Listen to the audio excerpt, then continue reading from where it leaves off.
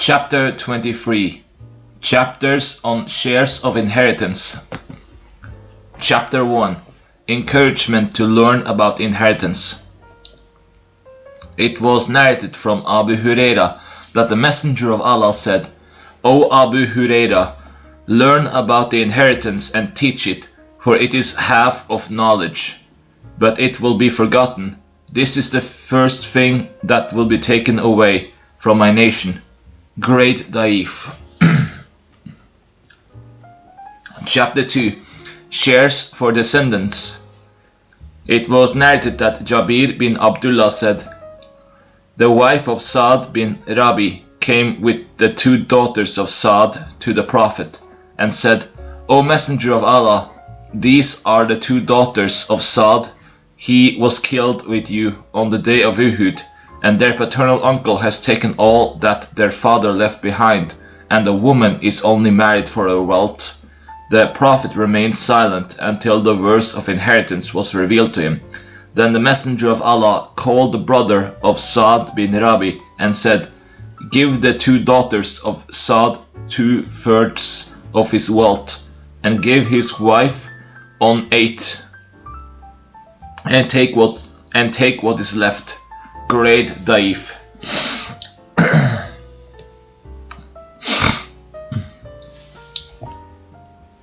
It was narrated that Husayl bin Shurabil said, a man came to Abu Musa al-Ashari and Salman bin Rabia al-Bahili and asked them about the shares of a daughter, a son's daughter, a sister through one's father and mother. They said, the daughter gets 1/2, and what is left goes to the sister. Go to Ibn Masud, for he will concur with what we say. So the man went to Ibn Masud and told him what they had said. Abdullah said, I will go astray and will not be guided if I say that I agree. But I will judge as the Messenger of Allah judged. The daughter gets 1/2, and the son's daughter gets 1/6. That makes 2/3. And what is left goes to the sister. Great Sahih. Chapter 3. The share of the grandfather. It was narrated that Makil bin Yasar al-Musani said, I heard the Prophet, when a case was brought to him which involved the share of a grandfather, he gave him 1/3. He gave him 1/3 or 1/6. Great Daif. It was narrated that Makil bin Yasar said, the Messenger of Allah ruled concerning a grandfather who was among us that he should receive 1/6. Great Daif.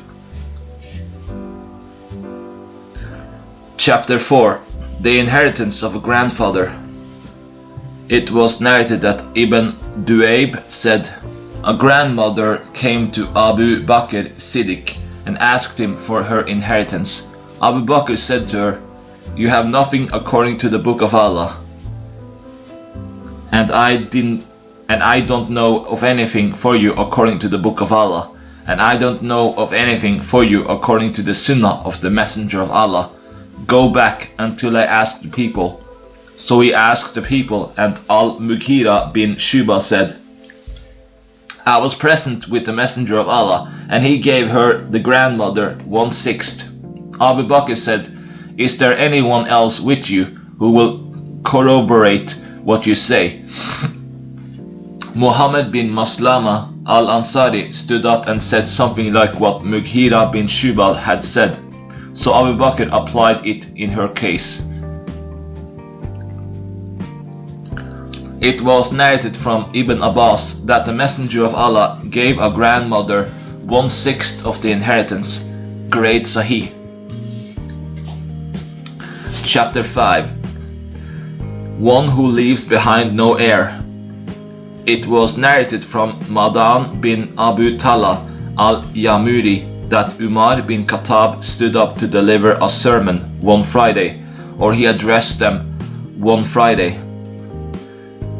He praised and glorified Allah and said, "By Allah, I am not leaving behind any problem more difficult than the one who leaves behind an heir.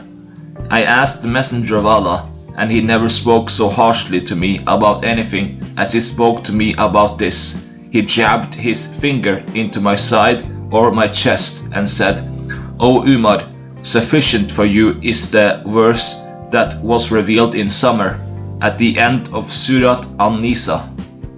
Great Sahih. Umar bin Khattab said, "There are three things, if the Messenger of Allah had clarified them, that would have been dearer to me than the world and everything in it. A person who leaves behind no heir, usury, and the caliphate." Great Daif.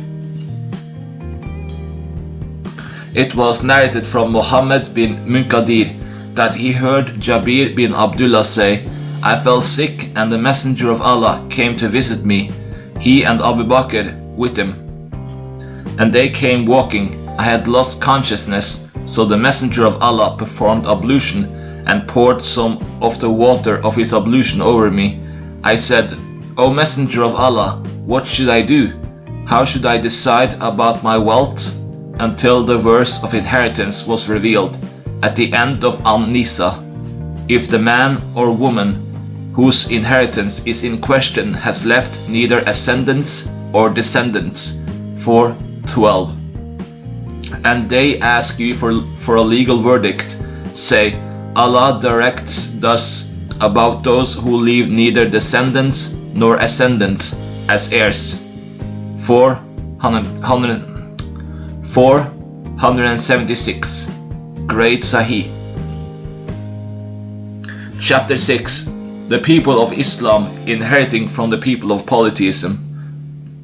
It was narrated from Usama bin Zayd, who attributed it to the Prophet.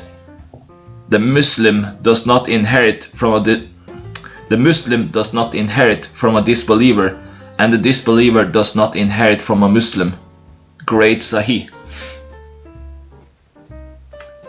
It was narrated from Usama bin Zayd that he said, "O Messenger of Allah, will you stay in your house in Makkah?" He said, "Has Aqil left us any houses?" Aqil had inherited Abu Talib along with Talib. Neither Jafar nor Ali inherited anything because they had been Muslims. And Aqil and Talib had been disbelievers. So on account of that, Umar would say the believer does not inherit from the disbeliever, and Usama said, "The Messenger of Allah said, the Muslim does not inherit from the disbeliever, nor the disbeliever from the Muslim." It was narrated from Amr bin Shu'aib, from his father, from his grandfather, that the Messenger of Allah said, "People of two different religions do not inherit from one another." Great Sahih. Chapter 7. Inheritance of Wala. It was narrated from Amr bin Shu'aib, from his father, that his grandfather said, Rabab bin Hudayfa bin Sa'id bin Sam married Wail bint Mamar al-Jumahiyah, and she bore him 3 sons. Their mother died, and her sons inherited her houses and the wala of her freed slaves. Amr bin As took them out to Sham, and they died of the plague of Amwas. Amr inherited from them, and he was their asaba. When Amr came back, Banu Mamar came to him, and they referred their dispute with him concerning the wala of their sister to Umar. Umar said, "I will judge between you according to what I heard from the Messenger of Allah. I heard him say, what the son or father acquires goes to his asaba, no matter who they are." So he ruled in our favor and wrote a document to that effect. in which was the testimony of Abdur Rahman bin Auf, Said bin Thabit, and someone else. Then, when Abdul Malik bin Marwan was appointed caliph, a freed slave of hers, Wails, died, leaving behind 2,000 dinar. I heard that ruling had been changed, so they referred the dispute to Hisham bin Ismail. We referred the matter to Abdul Malik and brought him the document of Umar.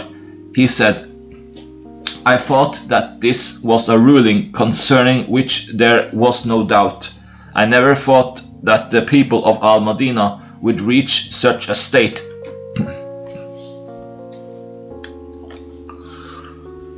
That they would doubt this ruling. So he ruled in our favor, and it remained like that afterwards. Great Hassan.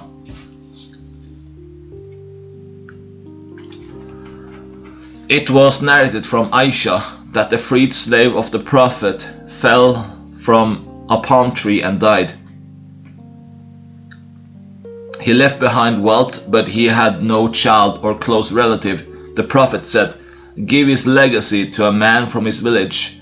Great Hassan.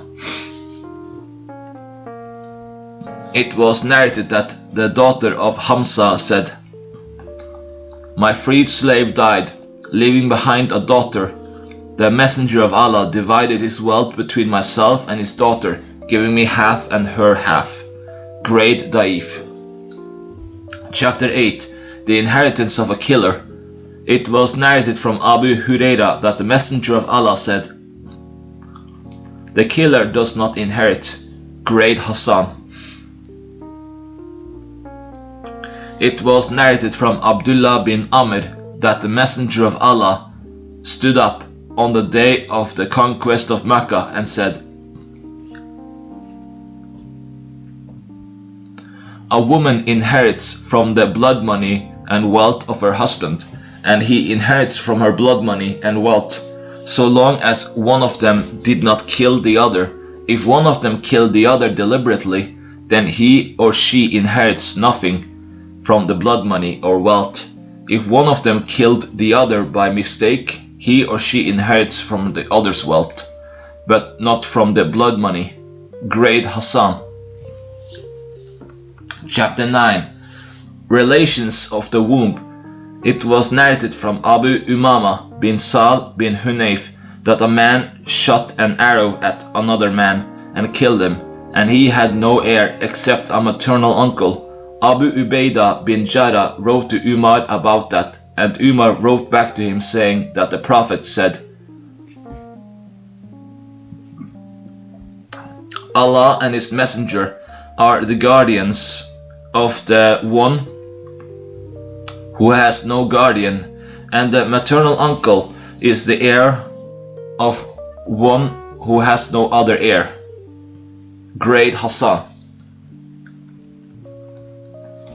It was narrated from Mikdam Abu Karima, a man from Sham, who was one of the companions of the Messenger of Allah, that the Messenger of Allah said, whoever leaves behind wealth, it is for his heirs. Whoever leaves behind poor dependents and a debt, it is for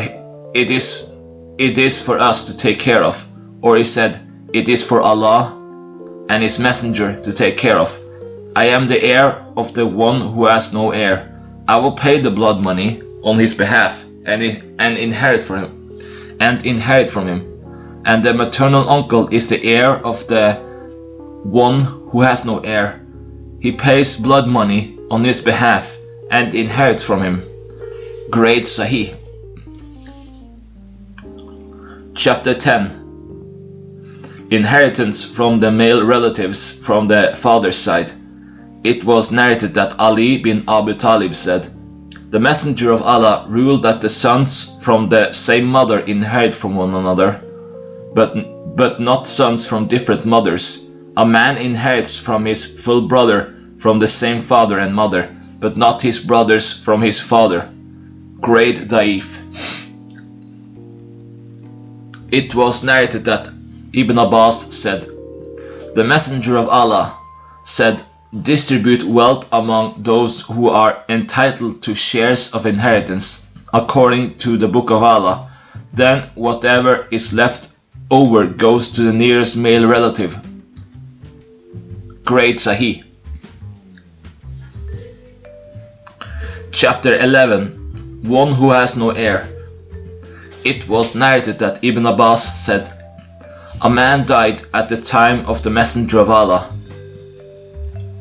and he left no heir except for a slave whom he had set free. The Messenger of Allah gave the legacy to him." Great Hassan.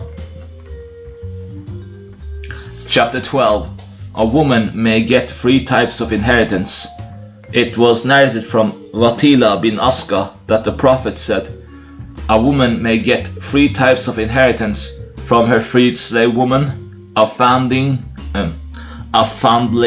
whom she raised, and her child concerning whom she swore in Leon that he was legitimate." Great Daif. Chapter 13. One who rejects his child.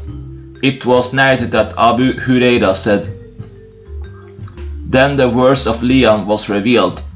The Messenger of Allah said, 'Any woman who attributed her child to people to whom he does not belong, then she has no relation to the religion of Allah, and she will never enter paradise. And any man who rejects his child while he recognizes him,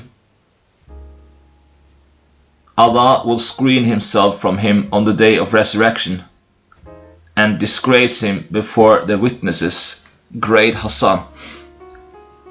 It was narrated from Amr bin Shu'aib, from his father, from his grandfather, that the Prophet said, "It is disbelief for a man to attribute himself to someone other than his father, knowingly, or to deny his connection to his father even subtly. Great Hassan.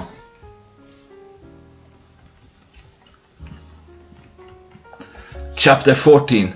Claiming a child.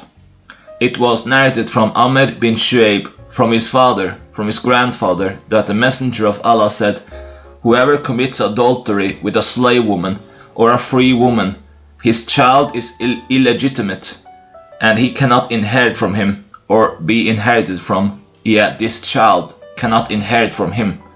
Great Hassan. It was narrated from Amr bin Shu'aib, from his father, from his grandfather, that the Messenger of Allah said, "Every child who is attributed to his father after his father to whom he is attributed has died, and his heirs attributed him to him after he died, he ruled that whoever was born to a slave woman whom he owned at the time when he had intercourse with her, he should be named after the one to whom he was attributed, but he has no share of any inheritance that was distributed previously. Whatever inheritance he finds has not yet been distributed, he will have a share of it. But he cannot be named after his father if the man whom he claimed as his father did not acknowledge him. If he as born to a slave woman whom his father did not own, or to a free woman with whom he committed adultery, then he cannot be named after him, and he does not inherit from him, even if the one whom he claims as his father acknowledges him. So he is an illegitimate child who belongs to his mother's people, whoever they are, whether she is a free woman or a slave. Great Hassan. Chapter 15. Prohibition of selling the right of inheritance. It was narrated that Ibn Umar said, "The Messenger of Allah forbade selling the right of inheritance or giving it away." Great Sahih. It was narrated that Ibn Umar said, "The Messenger of Allah forbade selling the right of inheritance or giving it as a gift." Great Sahih. Chapter 16. Division of Inheritance. It was narrated from Abdullah bin Umar that the Messenger of Allah said, "Whatever division of inheritance was made during the ignorance period stands according to the division of the ignorance period, and whatever division of inheritance was made during Islam, it stands according to the division of Islam." Great Hassan.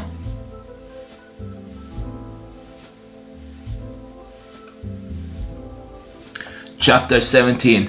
If a newborn cries, he is an heir. It was narrated from Jabir that the Messenger of Allah said, if the child has cried, the funeral prayer should be offered for him if he dies and he is an heir. Great Daif.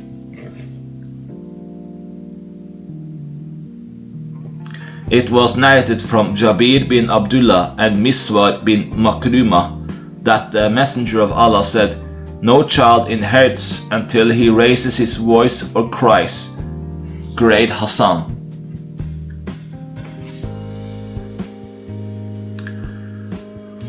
Chapter 18. A man who becomes Muslim at the hands of another. It was narrated that Abdullah bin Mawhab said, I heard Tamim ad-Dari say, I said, O Messenger of Allah, what is the Sunnah concerning a man from among the people of the book who becomes a Muslim at the hands of another man? He said, he is the closest of all people to him in life and in death. Great Hassan.